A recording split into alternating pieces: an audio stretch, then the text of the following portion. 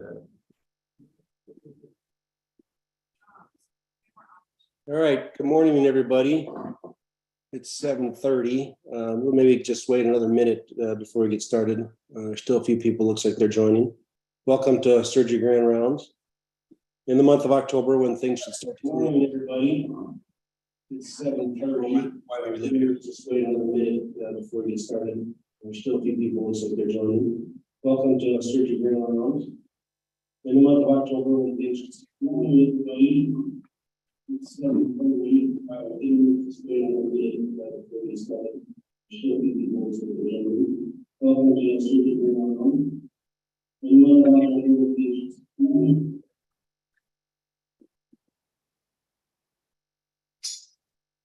Is it better now, John?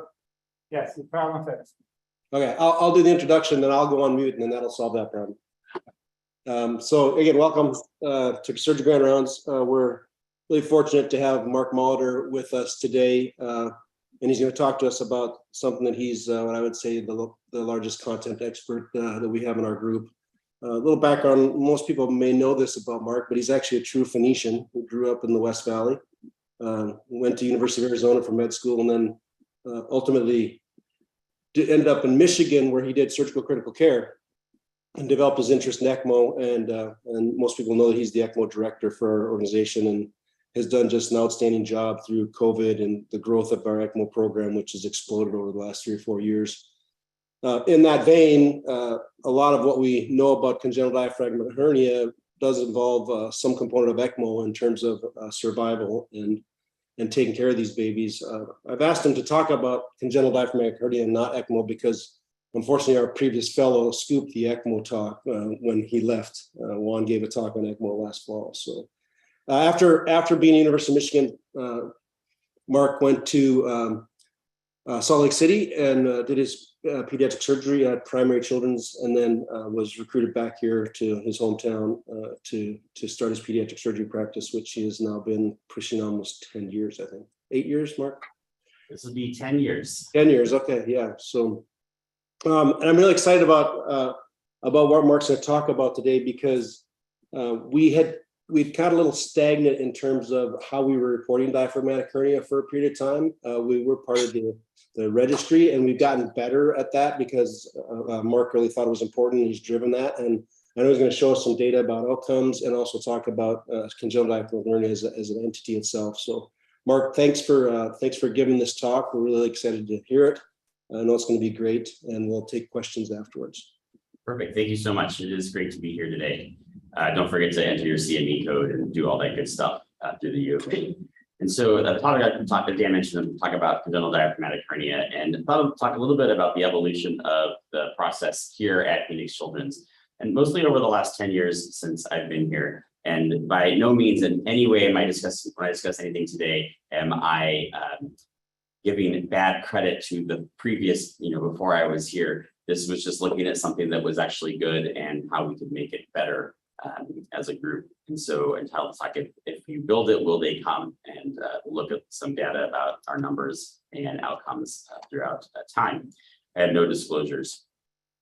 Briefly, this is kind of the outline of what we'll talk about today. A bit of time on sort of what CDH is, how we treat it, both medically and surgically. I will talk a little bit about ECMO, just because I can't afford not to. And it's, one of my second passions. Then we'll talk about management and then care here at Phoenix Children's as it has changed over the years. CDH happens about 1 in 5,000 births. And it's probably a small increase over time, but like all good things in peds surgery, it's about 1 in 5,000. It does seem to be more common in males. The most common defect is that posterior defect that you see here, the Bach-Delight hernia. 10% of the anterior, the Morgagni hernia, but you can get some other ones that happen, but the most common one is the Bach-Delight hernia. 80% of the time it occurs on the left side, about 19% on the right, and then you can have a total deformation of the diaphragm where it doesn't form at all. By the way, that's fairly rare, and those children don't tend to do very well. Overall mortality, as we look at this through we consider tertiary care centers, so that deal with this, is about 20 to 30%, and that is a decrease over time. We look back probably 15 years ago, the overall mortality for CDH was about 50%. And that has now decreased. Okay. So Kathy says they don't see your slides. So, okay, give us one moment. Didn't miss much. Oh. Okay, we're slideshow here. Okay, we need to get back to Zoom and share screen.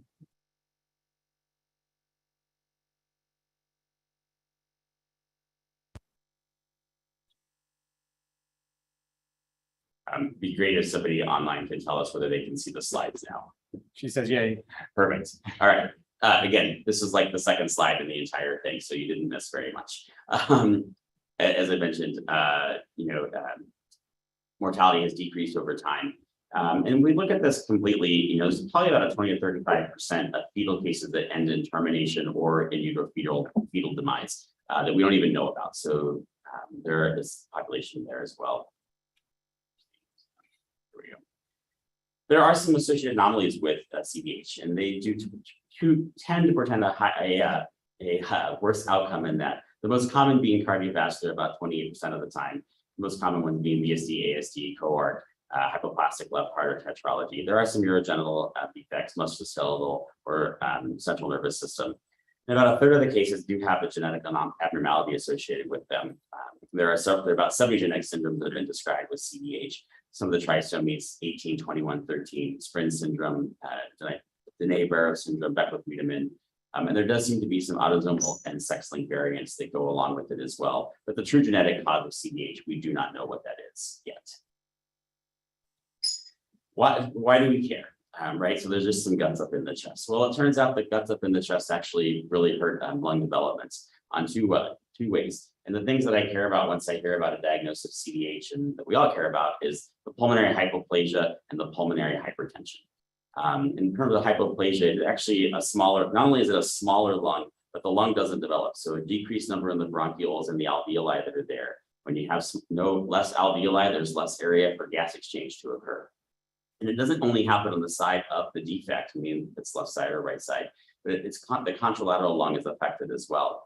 And secondarily, the pulmonary hypertension. As the lung doesn't develop well, the blood vessels inside the lung also don't develop. So there's a smaller number of them.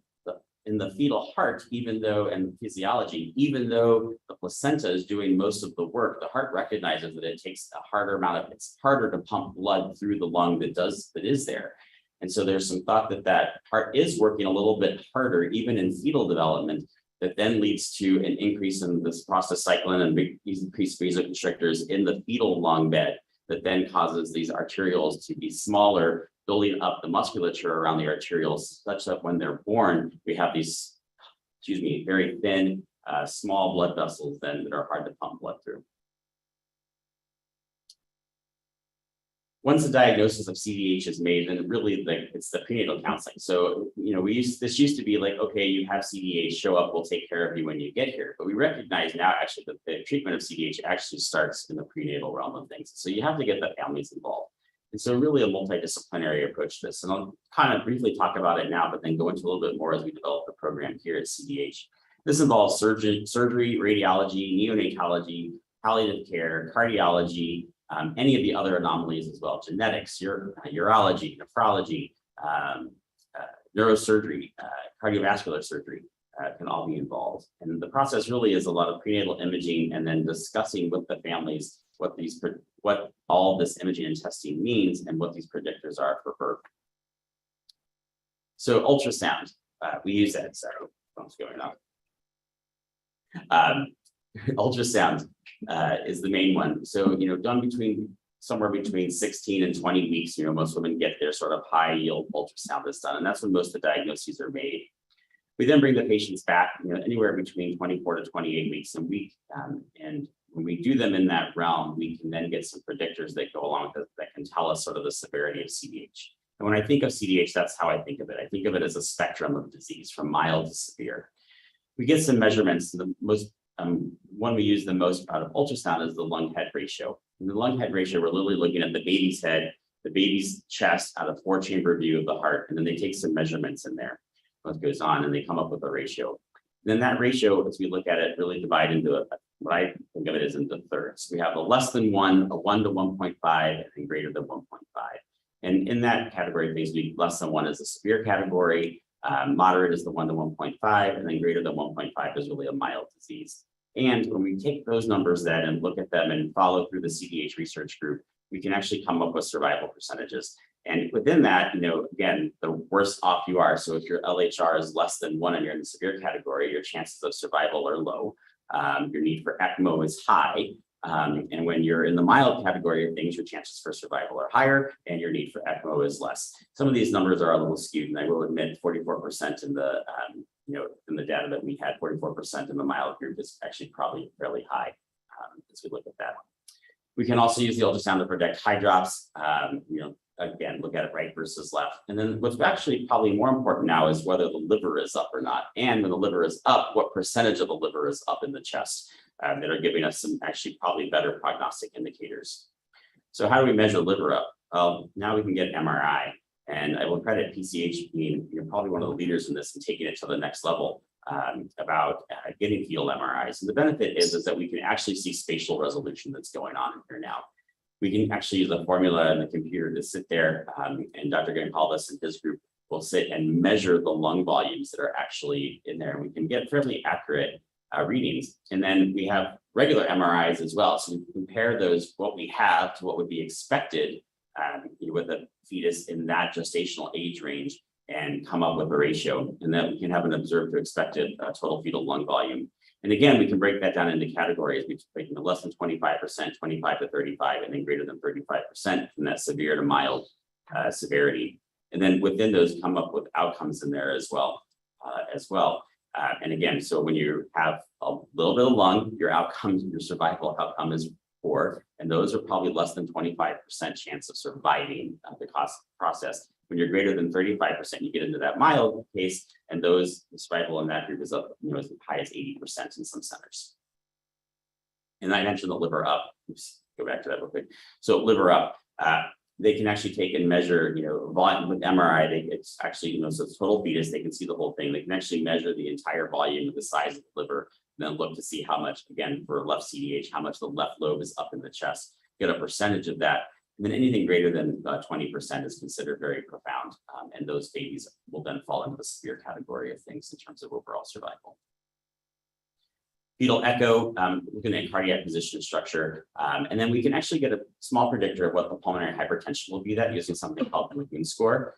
Once they get that index, MMI less than 1 actually says that there's a high risk for pulmonary hypertension. So we can begin counseling the families about what that is. Again, taking this all into a sort of range and into a complex of diet or findings, we can then counsel the families about what to expect once the baby gets here. Is it 100% accurate? No, obviously there's some clinical things that change when they come out, but for the most part, we know they can give the family some expected management, what's going to happen.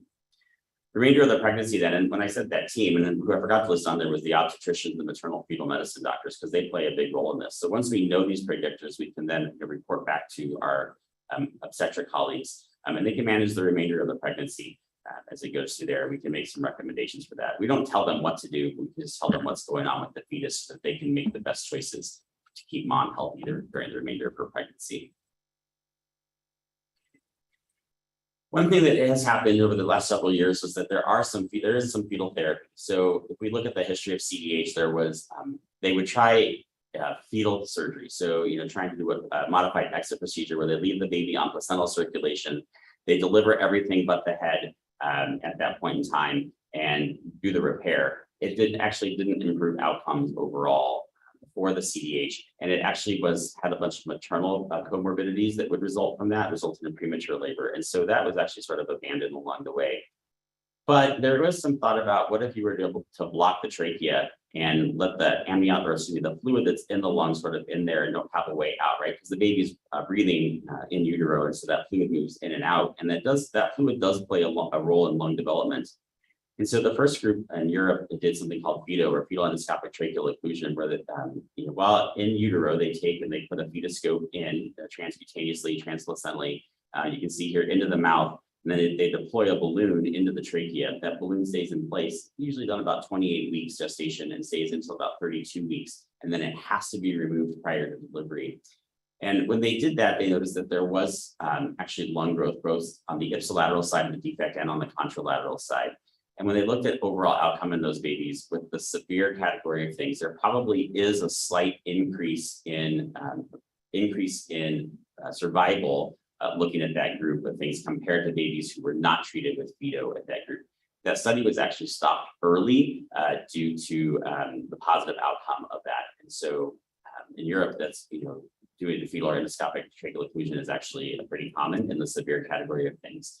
In the US, we are looking at it as well. There are 5 centers in the US who are doing Fido, and we have sent a few of our patients to Texas Children's. We've sent one to Michigan, one to San Francisco along the way who fall into the severe category and who have qualified for fetal surgery. All of those patients have survived so far, and we are now seeing them back here at PCH and follow up. Again, the range of the management is done by the obstetricians.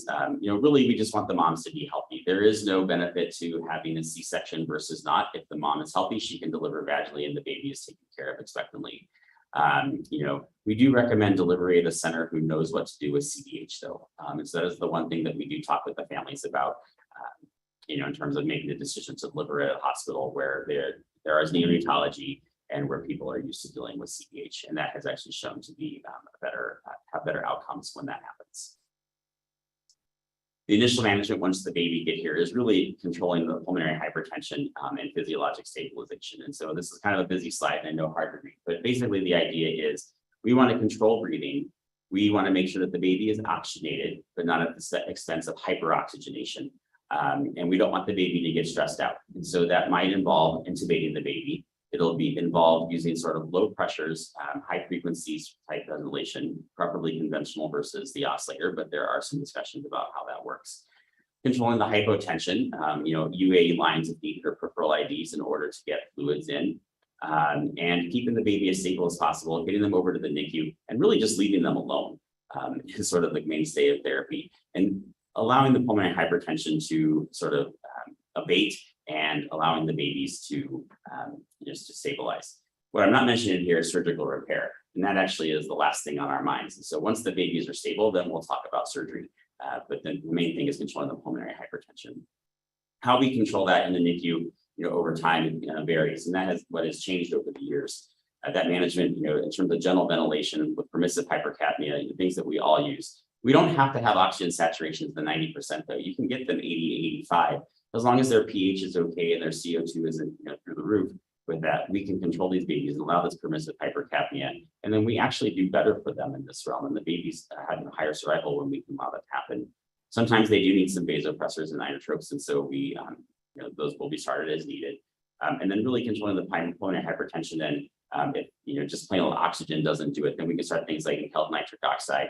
Depending on the echo results and whether we have RV or LV function, we can start some of the either PGE to keep the ductus open and then the Remodulin of the prostacyclins in order to help with to control that and relax the vascular bed.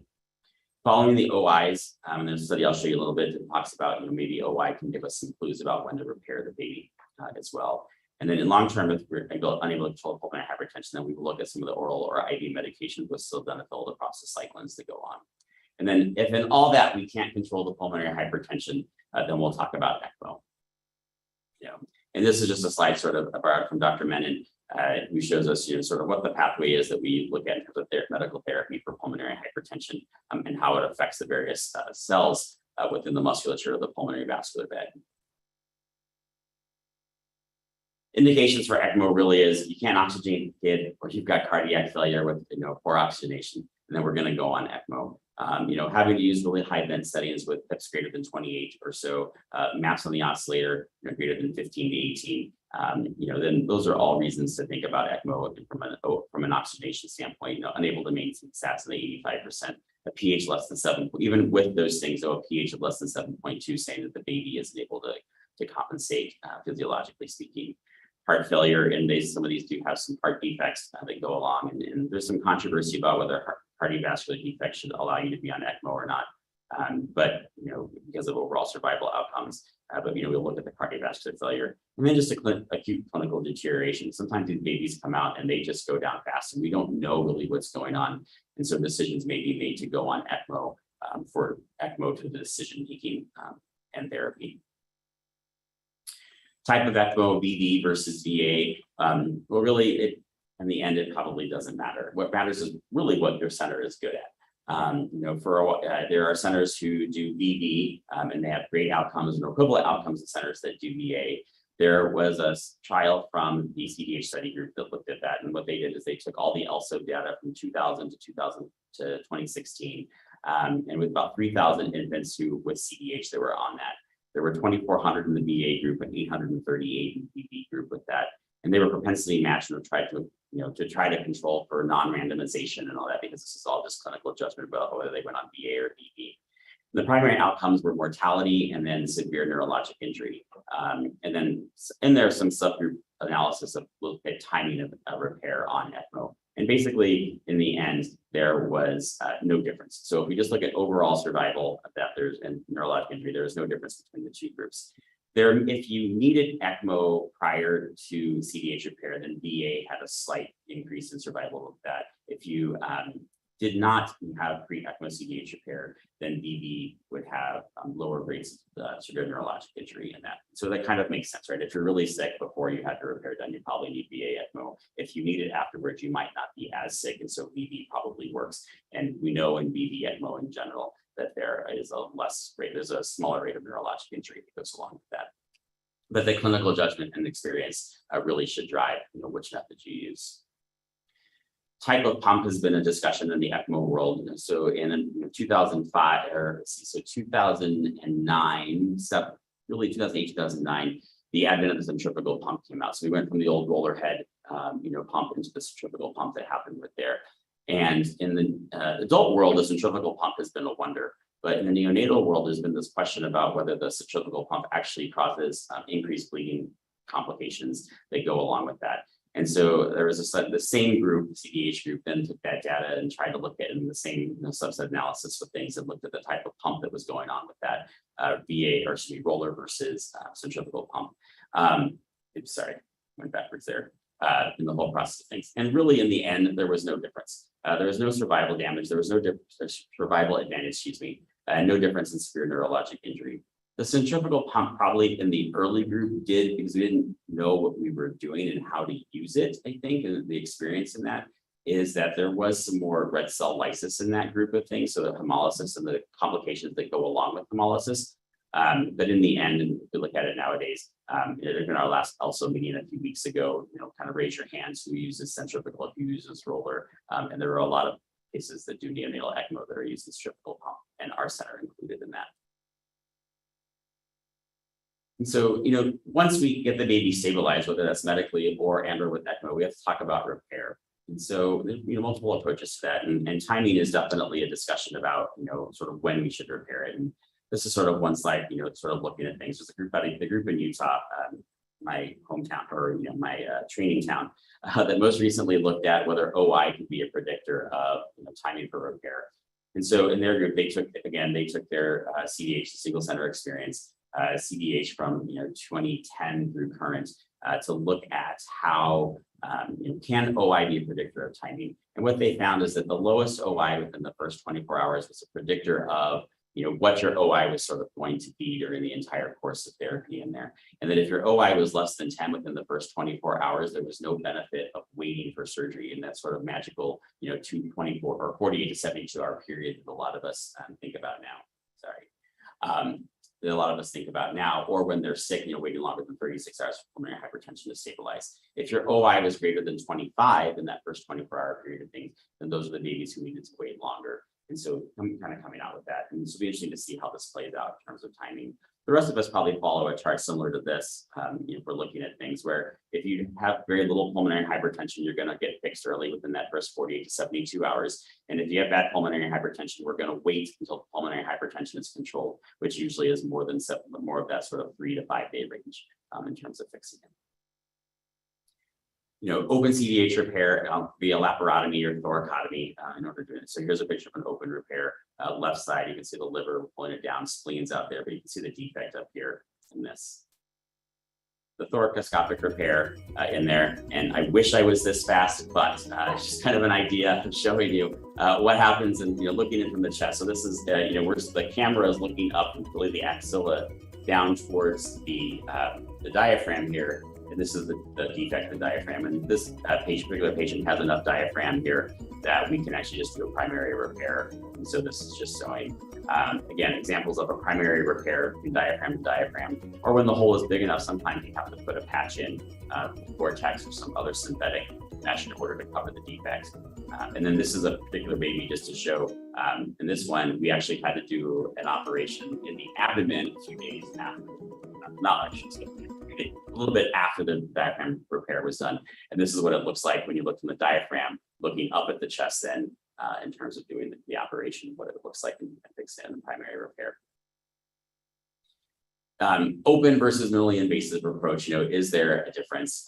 And so, again, the CDH study group, has taken their own data, what we submit to them in terms of looking at, so another 3,000 patients looking at open versus MIS or minimally invasive repair within there. And really, even in these patients, the only thing they can show the difference in between was that there was a decreased length of stay with the MIS version of things. There was probably a decreased incidence of small bowel obstruction, but there were slightly higher recurrence rates in this group when they looked at things. I think a lot of this data we have to take a little bit carefully in that, when we look at the early repair with patch, we didn't know how to sew a patch in, I think.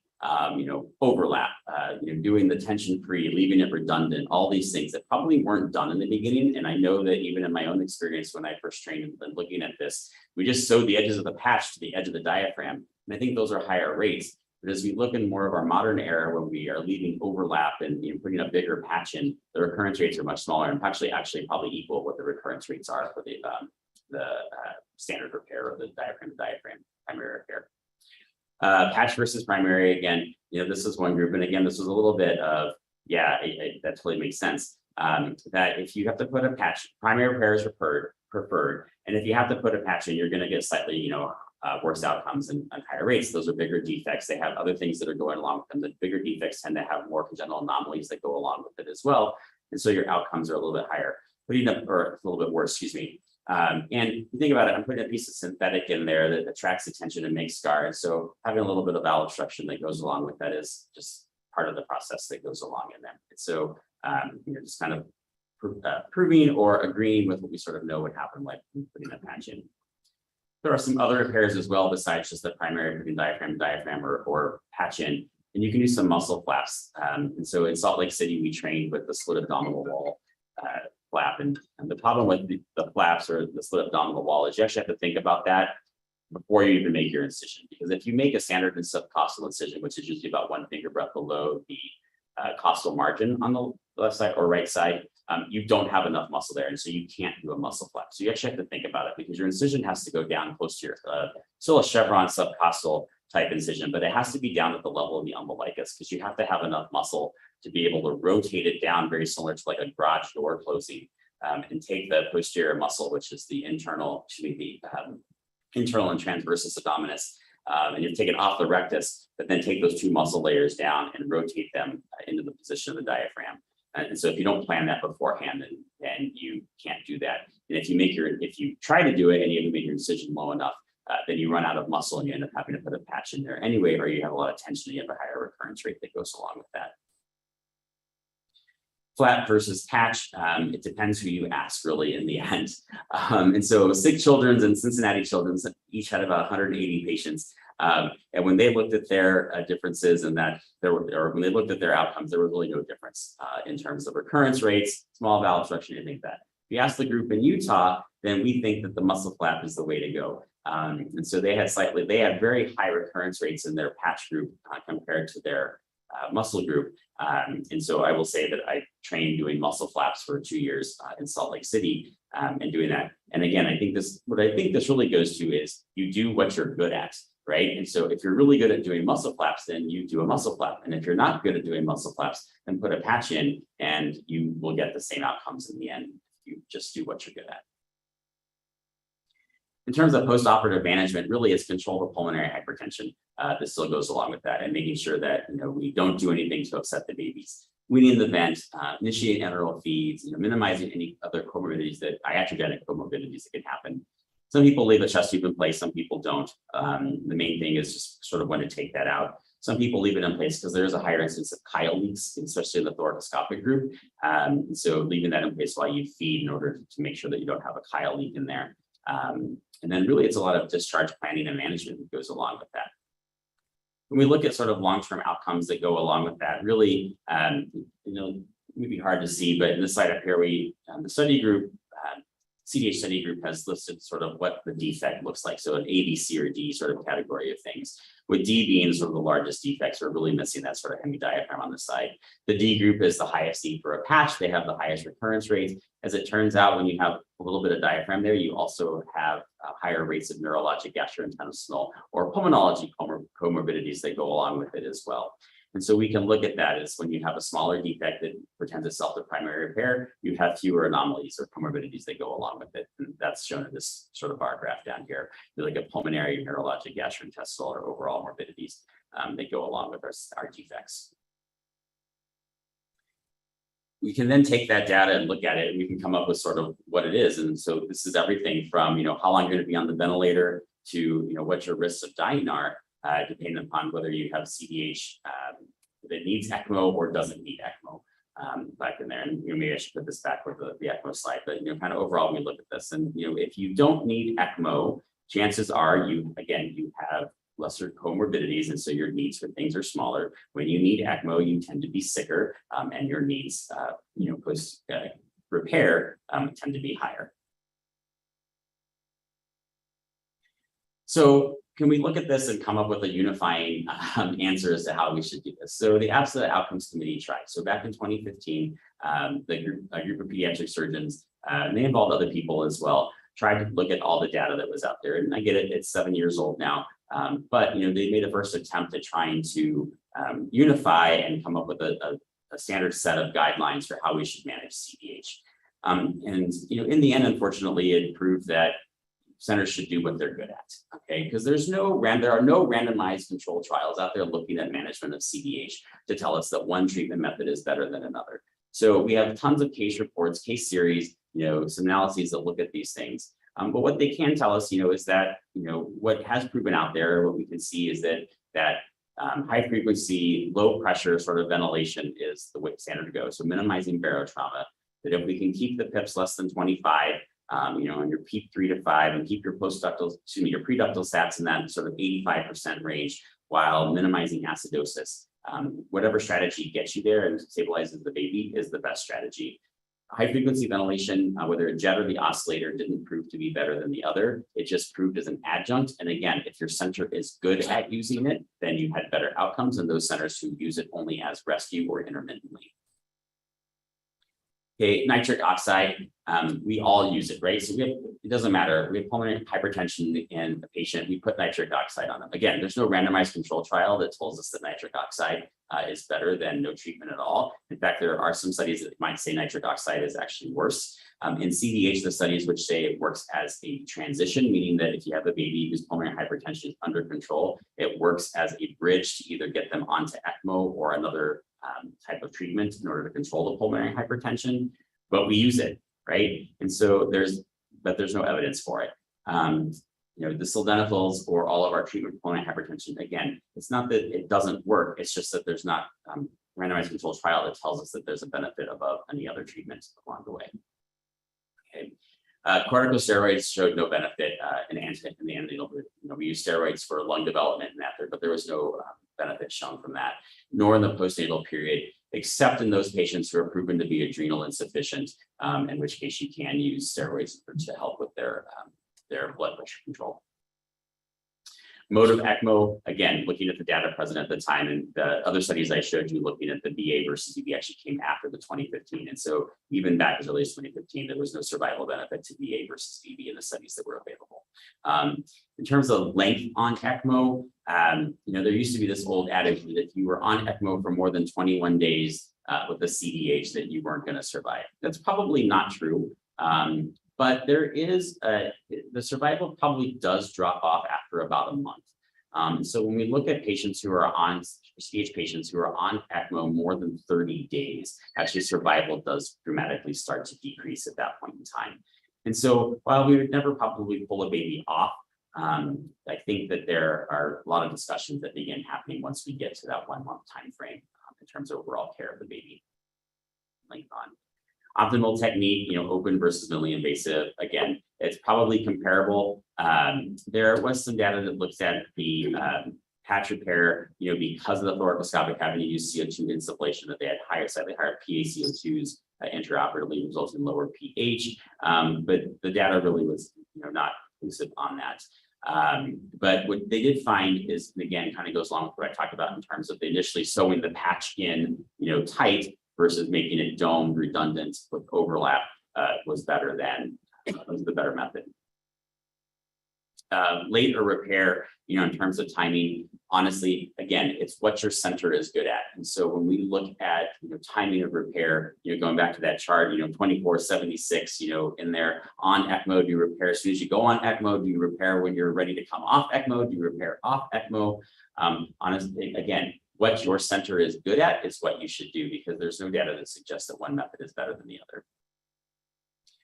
So shift gears a little bit. And so that's the treatment of CDH and kind of how we think about it. And we'll talk a little bit now about what's happened here at Phoenix Children's, in the last 10 years with things. And so really what we've gone to is this. We've developed this multidisciplinary team of specialists that provides care in every area. So starting in pregnancy, to delivery, to the inpatient stay, to the outpatient follow-up. And it's this whole multimodal effect that takes place really early, and and now we're following these kids. I'm seeing some patients in the CDH clinic that he's in the room, so I'll pick on Dr. Chika, that he fixed back when he got here, and they're teenagers now, and some of them are even ready to start having their own babies. So sorry, 8-year-old. In the process of things. But I think but that's the clinic we built and where we are with things. But how did that start? So in 2013, when we got here, we looked at this, within even our own surgical group, they were doing about 10 CDHs per year, which is a high volume center. Anything more than 5 is considered a high volume center in the CDH world. And the survival, when we look at it, was about 50%. This was based on a cohort of patients that we could find, in the data that were done here at Phoenix Children's, done at St. Joseph's, and then at the time we were covering the banner for Good Sam ICU to look at that. So obviously this is, I will admit, incomplete data. We don't have it all, but when we look at it, this is what we found. And we thought, and at this point in time, survival had switched. So the guidelines, and I'll show you in 2010, had recommended sort of a treatment algorithm that we weren't necessarily following here. And we were getting survival in the 70 to 80, and that's when the survival started going up in that 70%. And so we recognized that we probably weren't doing as good of a job, and we needed to do a better job. So what did we do?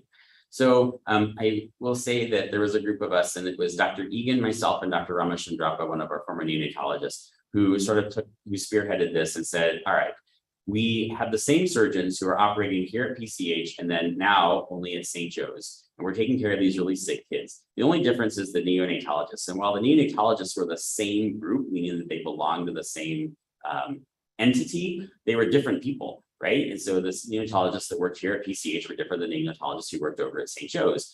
So if we could come up with a way to standardize it so that our neonatologists here and there were doing the same thing at the same time, in the same time frame for caring for these kids, then maybe we can make a difference. And as I mentioned, that in 2010, the European equivalent of the CDH group came up with their consensus guidelines.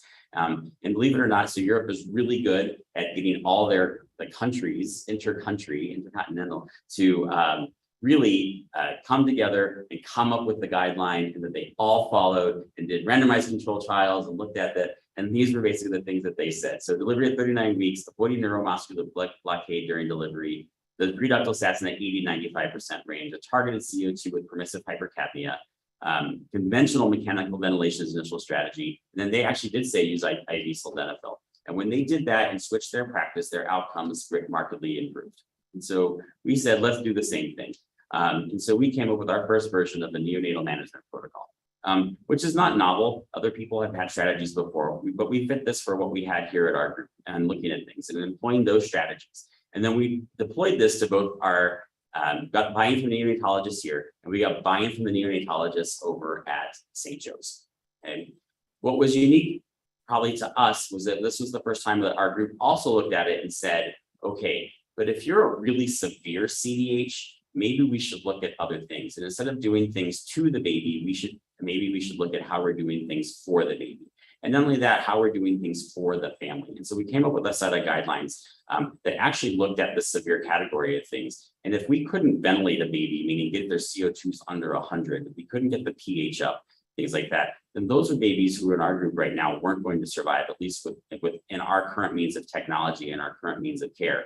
And then got really involved in the palliative care team with those babies. It wasn't a lot, it's maybe one in the entire group, but it was an important step in our process in terms of looking at this is how are we taking care of the babies instead of, and doing things for the baby and the family versus doing things to the baby in that process. And then I will say in this whole time frame as well, and many of us know the fetal care program here really took off. And so Dr. Van Leeuwen and the group, sort of had this idea, we weren't taking care of the babies over at Good Sam anymore. And we saw a little drop off in our numbers in general. And so how could we go out to the community and really tout what Phoenix Children's was doing at that point in time and sort of building our care process? And so, we got the fetal care program as we know it today. We started in infancy, around 2015 or so, hiring a couple of coordinators and really pulling a few people from all the various subspecialties in to say, what can we do to take better care of the babies? And so along this time in 2017, we sort of updated our process, but really updated the whole management process. So again, going back to my earlier slides where we took this whole prenatal evaluation and put it down into an algorithm that said, look, when an obstetrician in the community gets a baby and they do their high level ultrasound, they get a diagnosis of CDH, what do they do? And so we pass this around, and again, it's hard to read, but you can see there's a number, and it says if you have a baby with a CDH and you're concerned, refer them to us. We're not taking the baby away from you. We can, how you deliver and manage and take care of the mom, that's really up to you. But we can then give the mom at least or the family some information about what CDH is and what's going to happen with their baby. Look at that, and then have this whole process for how we would refer to various subspecialties, depending upon what was found. And that pathway became even more, onerous and complicated as you start looking at, ultrasounds and adding MRI into that. And then, when they fit into our mild, severe, or, category of things, who do they get referred to in terms of looking at this? But this whole process that, is subsequently developed to come up with this plan of how to take, this multi-specialty care for the families. In 2018, we updated our protocol. There's some new data out there. We had the outcomes from the new study groups, from the CDH study group, like things. So, mild adjustments that were made to this. Around this time also is when PCH begins to think about how we're going to run our NICUs and what's happening there. And there's a big transition in our NICU care in our current group with Dr. Martin and Dr. Elquad and the team sort of come in and begin taking over our NICU here. And then subsequently in 2021, began managing the NICU over at St. Joe's as well. So I would tell you, when you have a cohesive group, you have a group that then has a similar like mind about how we're going to take care of patients. It's amazing what you can do at that point in time because you can all come together and then you can form multi-specialty teams that do things all at the same time. And so in 2018, we initiate the CDH rounding team. We get buy-in from neonatology, we get pediatric surgery, obviously we're invested, cardiology, we have a dedicated pharmacist, the NICU pharmacist, but obviously she's dedicated this whole process of things. And then we get buy-in from pulmonology and nephrology, which are our two most frequent consults in the neonatal period. To say, all right, we get a baby with CDH, we're all notified, doesn't matter whether it's 1 o'clock in the morning or not, we all get notified of the process that there's a baby there. Then we all plan to meet at 8:30 in the morning at the bedside when that baby gets there. And if there are problems before then, they can call any one of us that's on call for those specialties, and we will come together at 2 o'clock in the morning if we need to, in order to manage the patients. And so we start these daily multidisciplinary rounds. They occur every day at 8:30 once the baby is born, until honestly the baby reaches a point where we feel that they are no different than the standard NICU baby. So after repair, and they're at the quote feeder grower stage, and then we'll all say, okay, now it's time, we don't have to meet anymore on this particular baby. We can take a step back and let the NICU manage them the way they normally would. We refine the protocol again, and as you notice, every iteration, it becomes a little less sort of complicated, and there are the things that we felt are really important, really stand out now in the protocol. And this was actually, we just revised this a few months ago, now looking at that in terms of our initial management guidelines. for that. And I will tell you, this has gone out to almost every hospital in the greater Phoenix area and around, because there's a process in there for even if you don't know, right? So a mom walks in, delivers a baby, and they find that the baby has CDH. Now even our local obstetricians can, and neonatologists, nurse practitioners, whoever it is, pediatricians, can look at this protocol and say, okay, if I do these things and manage it up front, I can buy the baby some time until I can get them transferred to that tertiary care center, which is either here at Phoenix Children's or at one of the other local hospitals. Okay, and we do this. And as it turns out, we actually, and I will pick on Dr. Mashik again because in the room, we actually found a flaw in our guidelines right after we wrote them and published them out there again. Because what happens when you have a baby who we know has a DH, but has all their predictors that are really, really good, right? So we're planning for the worst babies in this case. We forgot to plan for the babies who come out and don't know that they have a diaphragmatic hernia. And so we'll have to make some revisions to the guidelines here as well as we go through. But in this time process now, we've been thinking about how do we take care of these kids once they're ready to go home. And so we've created this new CDH transition to home team. And really, it's a group of RN and MA coordinators who meet the patients basically as soon as the families get here. And they meet the mom and dad and the family, and they work with them throughout the entire hospitalization, just even as a point of contact or as a sounding board to set up what's going to happen when their baby goes home. Come to the CDH clinic, come to the neurodevelopmental clinic, and whatever the other appointments are. And they all get this, and hopefully it turns out a little bit here, but they get this sheet that says, what they're expected to do and kind of give them an idea that their baby with CDH is going to need follow-up and pretty extensive follow-up and when that follow-up needs to happen. And then down here on the bottom are the numbers to call. Again, the three most common used are pediatric surgery, cardiology, and pulmonology. And so those are the numbers to their clinics or their call service so that they have that readily available to them and can call 24/7. Okay. The long-term morbidities, if you go again, that slide that looked at all of those things that can go on in a baby with CDH, and in there. And so how do we follow all that and keep track of that? And so honestly, what we did is we developed a CDH clinic.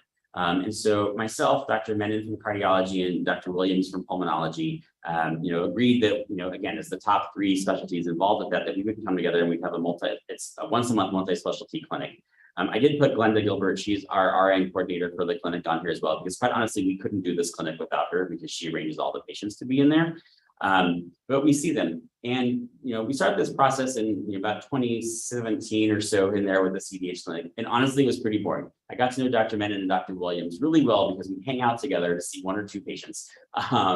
And slowly, but now we have over 100 patients involved in the CDH clinic. We're meeting once a month. There's on average 10 to 12 patients per clinic that we see that need all of these things. And then we can not only follow their, the local outcomes from cardiology, pulmonology, and then the recurrence rates, but then get them referred to their other subspecialties as well. The NEST clinic has really taken off, as well as the neurodevelopmental clinic. So all of our babies that we know about, at least born here, are automatically referred to the NEST clinic and followed for their neurodevelopmental outcomes. But not only it's the patients born here at PCH, but other patients born at other hospitals who are taken care of, at our local competitor, end up getting referred to us. And so we see them as well. And we put them into the NEST clinic right away. And so just this whole collaborative group that now has built this whole process in order to take care of our CDH patients. So what has that done? So if we look again, go back to our overall survivals and mortality, back in that 2012, 13 realm when we got here, we had about 50% mortality in here.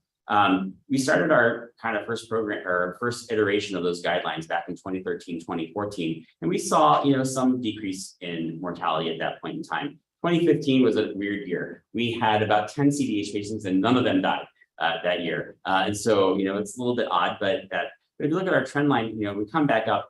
What really happened in there is that between 2014 and 2016, as we put our guidelines into effect, we get buy-in from both institutions. Again, that's both PCH, or Phoenix Children's, and St. Joe's, the different neonatology groups that are there, different neonatologists that are there. We get buy-in from that. They follow the protocol to a certain extent.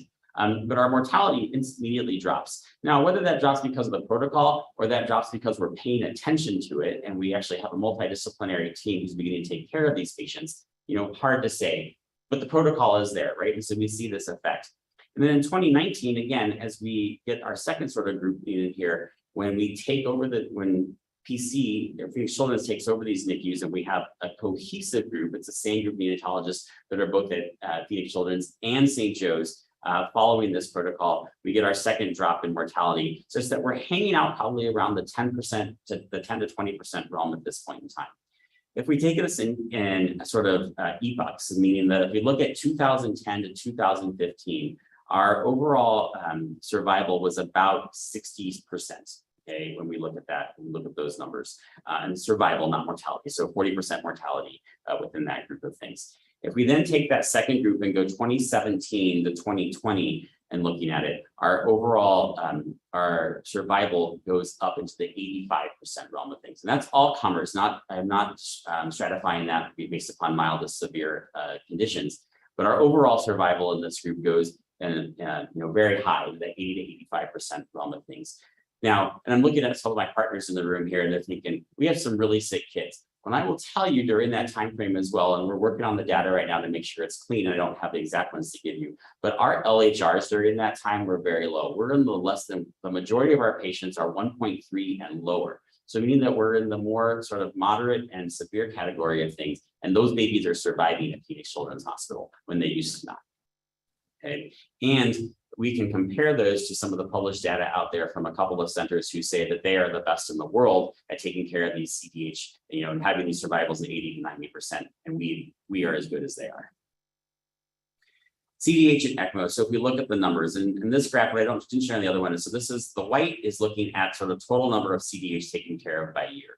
And already in 2022, we have taken care of 10 CDH patients within our system. Okay, and then sort of the red tells you the number of patients that were put on ECMO at that point in time. So ECMO, we don't use a lot of it in CDH anymore. And then the number repaired on ECMO. And then what I can compare in the next group is sort of what our mortality is based upon our overall mortality. And in 2019, we didn't have a great year. We lost all of our patients that were done on ECMO that particular year, and same thing in 2014 and 2015. But again, 2020, 2021, 2022, we've had several patients that have gone on ECMO, they survived. What I will tell you that happened in 2020 in terms of changes is we changed how we do our bleeding protocol on ECMO. And so we made a bunch of changes to that. And so our bleeding morbidities decrease significantly, which I think has led to some of our, decrease in mortality as well while on ECMO. So we've taken this system, we've built it along. And so the title of my talk was, if you build it, will they come? And so the answer to that is yes. And so what I'm showing you here is the number of referrals for CDH patients that have gone into our fetal care center since 2014. So if we look at, it's not that we weren't seeing patients back before the fetal care center was developed, we were, right? So they get a diagnosis, they would call, at the time, the pediatric private practice office, and we'd get in and we'd see these prenatal consults for CDH. And then we get our fetal, honestly, the fetal again around 2015 in there as we start developing the fetal care center. And then we can just watch the number of referrals go up. Interestingly, in 2019, as everything else, there was a decrease in the number of referrals that came in during that year. But then right back up in 2020, a little small decrease in 2021. But again, the trend line that sort of looks here is that we are continuing to go up. There have already been 22 referrals for CDH in the first half of 2022. That we've seen as a process and sort of growth of our center. So where are we going with CDH care? I really think you have to divide that into two processes, right? So I think that there's the future of treatment for CDH, and then there's going to be the advances in our own local program and sort of what we can do. So looking out there and looking at the literature, so what are the advances in CDH care, or where are we going to go? And I think that actually comes in two realms. I think it's FETO, or the fetoscopic endotracheal occlusion that's been going on. So proven some efficacy in the severe group. Right now, the trials are actually looking at that moderate group to see, and they are randomizing patients and that to receiving FETO if you fall into the moderate group.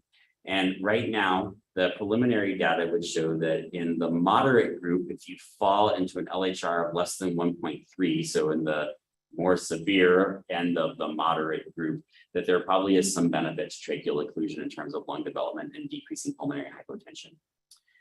Stem cell therapy. So the group in Texas right now is looking at stem cells. So if they can take cord blood, they can filter out the stem cells that go along a specialized form of the stem cells. They can actually inject those into the lung that will simulate lung growth in the process of things. things. And so preliminary work all in mice so far, but I think that's the translational research that will be coming along over the next several years. Sean Kunisaki at Duke is looking at stem cell research also, but he's looking at growing a diaphragm. So you have a baby who has diaphragmatic hernia. They come out, you take the cord blood, you filter out the stem cells. He then takes those with a little piece of muscle tissue, and then he can stimulate that to grow into a diaphragm so that you take and you give the patient basically their own muscle as a patch. I mean, it's a patch right now, right? It's not a functional diaphragm, it's a patch, but it's a muscle patch that theoretically will develop a blood supply that can grow with the patient, and so hopefully decrease the recurrence rate. Within our own program, I think the areas that we're going to see growth, so ECMO transport, right? So we know that even though we recommend that these babies are born in a tertiary care center, and for us, that means St. Joe's within our system, but they're not all born there. And sometimes patients don't know they have a CDH and they're born on the outside, and those patients can get sick. So can we go get them? Not only can we go get them, but if they're really sick, can we put them on ECMO there and then bring them back to PCH?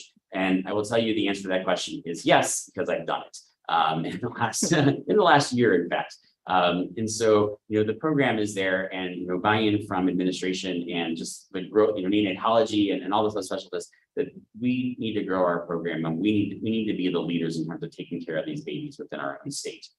And then just in outreach, right? So what? So we're taking care of these babies, but what happens to them in the end?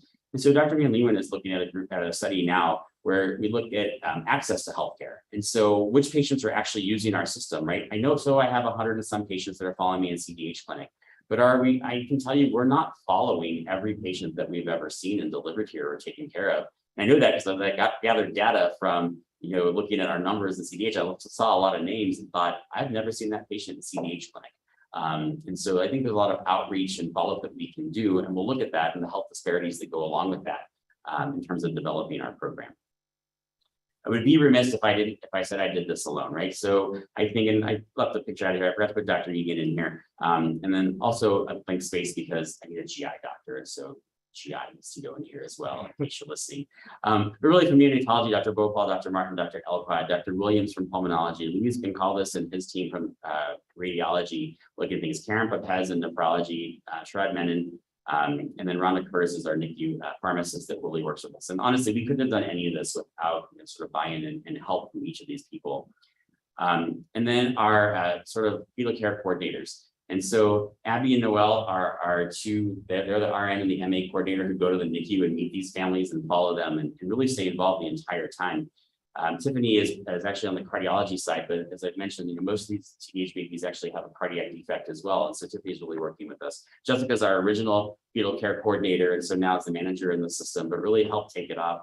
And then I will say that I'm a lucky guy because I got to work with Alicia twice. And I could never have done this without Alicia, to be quite honest. Not only from the ECMO side when I first got here and developing the ECMO program, but now as she transitioned and is now one of our fetal care coordinators, I mean, she honestly is the face and voice of the fetal care program. So she sees pretty much every CDH that comes in, has been responsible for over these last several years. And so again, I give the kudos and the team building approach to, to these 5 women who really taken it over and manage it.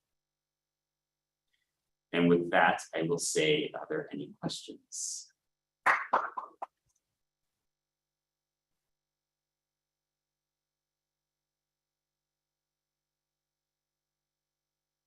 So when they're doing the keto procedure, how risky is that for the mom and the baby? The question was, in the fetal procedure, what are the risks for the mom? And so the biggest risk, they are sedated, so it's an anesthetized procedure, so mom is anesthetized for it, and baby, and almost enough to make the baby anesthetized. The baby is anesthetized as well. So the biggest risk to mom is actually premature rupture of membranes. And so there is a higher incidence of premature delivery in the fetal group compared to the non-fetal group, obviously. There are some things that they've done over the years to change the anesthesia to try to minimize that, but it is an irritation to the process. And fetal can't be done with a really anterior placenta, and so they can't go through it. So there are some limitations to how that can be done as well. Jacob. So you briefly went over and said that the results for patients on VA are worse than VP.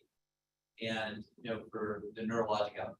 And for years, like what we've been saying, oh, you can ligate the carotid artery with no impunity, but in some ways that kind of goes against. So the question is on VA ECMO, that there's a slight increase in mortality in that group, and neurologic injury, I should say, with that particular group. And because we ligate the carotid artery, is there any evidence to suggest that we shouldn't be doing that? And the real answer is we don't know, right?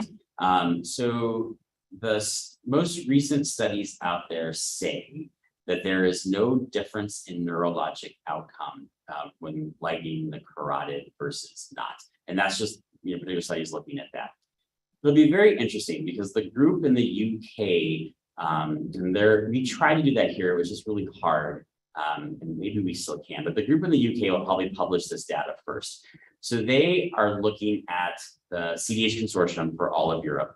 And they have been able to get their data, look at ECMO, non-ECMO, carotid ligation, carotid repair, and they are now following these patients. And I believe they are going to publish their 5-year follow-up, so the kindergarten data, probably next year is what Dr. Cascotti told me when I was talking to her at ELSO a couple of weeks ago. And so, but it'll be, so that's great. So we'll have that. And so I think we'll get our first glimpse at that answer. But it'll be very interesting is because they also have patients who are now in high school in the process of this as well, to actually give us our probably first look at what the true developmental outcome is of ligating the carotid artery.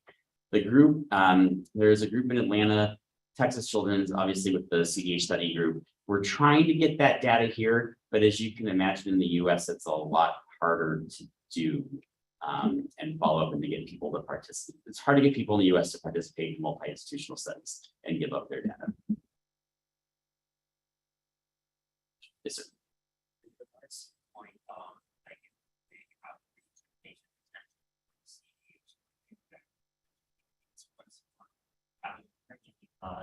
If there would be any role for telemedicine, maybe sort of on these once a month visits to try and continue to keep in contact with these families in addition to the numbers that are on like handout. So the question was, is there any thought in terms of our outreach and development in terms of using telemedicine? And actually, that's something I forgot to mention in the whole process. So we actually do. So most of our fetal, so I'll go through the whole gamut of things. So most of our fetal counseling groups that go on are actually by telemedicine. So making it easier for families to join. It also allows us to be able to have these conferences at 7 o'clock at night if we need to, because that's what's convenient for the family. And again, buy-in from the whole group. So in terms of being able to do this. And I will say that my best one yet so far from a prenatal counseling was that I was meeting with a family recently who were here in Phoenix, obviously for the mom and dad, but grandma was from India. And so she was zooming in from India to join the conference while we were doing the prenatal counseling. But we do use Zoom, as CH has adopted Zoom here. So we use Zoom in the interim as well. And so even for CDH clinic, we will use Zoom. The coordinators, the MARN coordinators, keep in contact with these families either way, phone, Zoom, in person, whatever needs to be done. So we are utilizing that. But I think there are other ways to utilize that in the future in terms of keeping in contact with the family. So definitely something we are looking into. Dr. Eden. All right, thanks a lot. Wonderful review of what it seems like a bunch of lot of very major developments over a relatively short period of time with this program. And when we get to the point where we're 2 points, we're talking parents mainly for a couple of years after repair. What is the difference in how we are talking about recurrences versus like a lot of other surgeries that we do that recurrence is like a 4-letter word in most of the surgeries we do versus recurrence for a CDH? So since I think the question is how do we counsel families, both prenatally and post repair for the risk of recurrence? And what I would say is that, most of us, I think, in the prenatal, I don't do all the prenatal counseling, obviously, that's distributed within our group. I think all of us go over that, right? And we just sort of say recurrence is happening. But I will say that we talk about in the clinic, or at least the one that I see, like in comments on, is I don't use it as a 4-letter word with that. I just tell them that it's part of the process. So it's development, right? So they didn't develop a diaphragm. And so we gave them one, or we gave them a separation between, their abdomen and their chest cavities. And sometimes it grows and sometimes it doesn't. And so we just have to follow that. It's part of the process. And that at some point in time, we likely will have to do another operation. And so setting the expectation that they may need another operation without the fear of like, oh my gosh, I gotta, he sniffled, so I gotta take him in and, look at this from a recurrent standpoint of things. And so I think it's all about setting expectations. And I know that that's what I've done. And from what I can gather is that by the time they come see me in CDH clinic, I try to send all of the patients at least a few times to see the primary surgeon before we, sort of get them into the CDH clinic. And I will say that when I have that conversation with them, all of them have said like, oh yeah, Dr. Egan told me that, or oh yeah, Dr. Chica, or Dr. McMahon, they've all said like, oh, that's what they told us before. And so I think even within our own group looking at that, we're already doing that counseling to prepare them for it. Okay, we're over time, but we got one last question, and this one's short. Excellent talk. Are we recruiting for a fetal surgeon for a fetal? That is beyond my pay grade. So, all right, thank you so much, everybody. Have a great day.